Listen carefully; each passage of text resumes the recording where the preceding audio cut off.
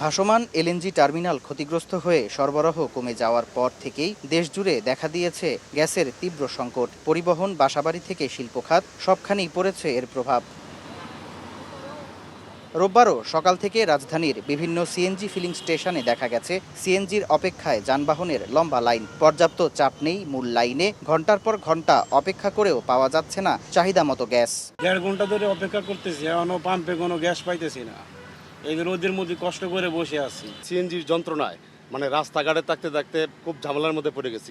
সকাল থেকে খানা দানা কিচ্ছু নেই, এই রাস্তার মধ্যে এই গ্যাসের জন্য আছি। সকালে গ্যাস পাই না, অনেক পাম্প বন্ধ থাকে, আবার সিরিয়াল লাগায়, সিরিয়ালে দেখতে গেছে লাগায় রাখি, ওরা 5-6টা গাড়িতে প্রেশার থাকলে গ্যাস দেয়, আবার বন্ধ করে দেয়। 3 ঘন্টা ঘুরে আইসা এই কর্নারে আইসি 3 ঘন্টায়, পরে গ্যাস নাই। সরবরাহ কমে যাওয়ায় লোকসান গুনতে হচ্ছে পাম্প সংশ্লিষ্টদের। দীর্ঘ সময় লাইনে দাঁড়ানো নিয়ে বিশৃঙ্খলা সৃষ্টি হচ্ছে পাম্পগুলোতে।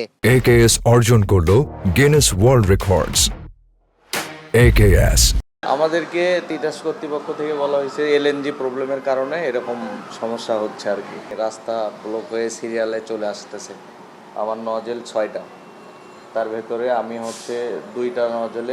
দুইটা চেম্বারে 2টা নজেল দিয়ে, একটাতে প্রাইভেট কার দিচ্ছে, একটাতে সিএনজি দিচ্ছে। প্রেশার লো হওয়ার কারণে জনদুর্ভোগ। আমার এখানে উল্টাপাল্টা গাড়ি আসতেছে, অনেক পেশেন্ট আসতেছে। এইরকম প্রবলেমের কারণে জনগণের ভিতরে বিভ্রান্ত সৃষ্টি হচ্ছে। এদিকে পুরো ফেনীতেই নেই গ্যাসের চাপ, এতে দুর্ভোগ চরমে গ্রাহকদের। ফিলিং স্টেশনগুলোতে দীর্ঘ সময় অপেক্ষা করতে হচ্ছে যানবাহনগুলোকে।